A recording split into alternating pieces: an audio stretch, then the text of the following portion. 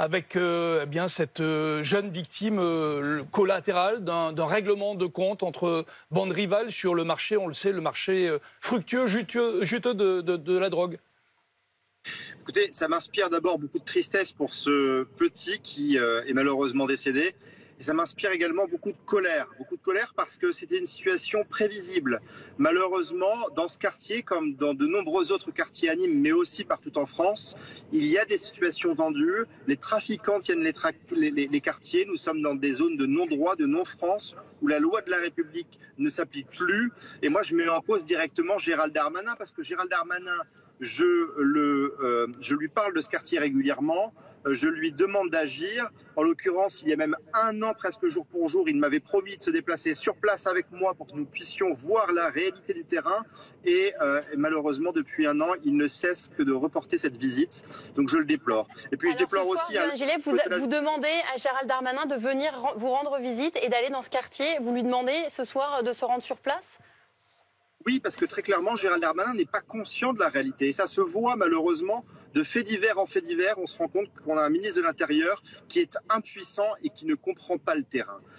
Pourquoi? Parce qu'il faut d'abord des effectifs en plus. Ça, c'est une nécessité. D'ailleurs, Gérald Darmanin, ça nous a menti. En plus, Yohann Gillet, les effectifs en plus, ils arrivent. La CRS 8 a été déployée il y a...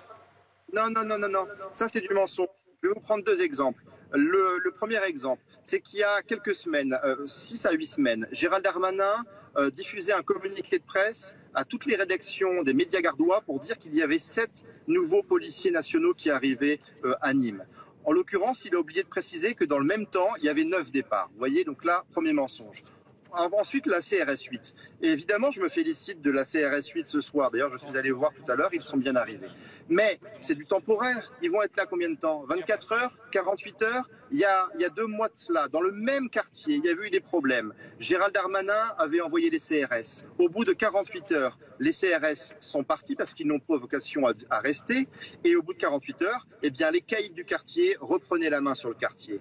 Dans ce même quartier, il y a quelques semaines, le maire a été obligé de fermer la médiathèque parce que les agents municipaux n'étaient pas en sécurité. Dans ce même quartier, il y a un mois et demi, la direction départementale du territoire et de la mer a été incendiée. Et d'ailleurs, les agents de la DDTM me racontaient il y a quelques semaines que quand ils sortaient le midi pour aller chercher à manger dans le quartier, il n'était pas rare pour eux de croiser des dealers avec des kalachnikovs en pleine rue.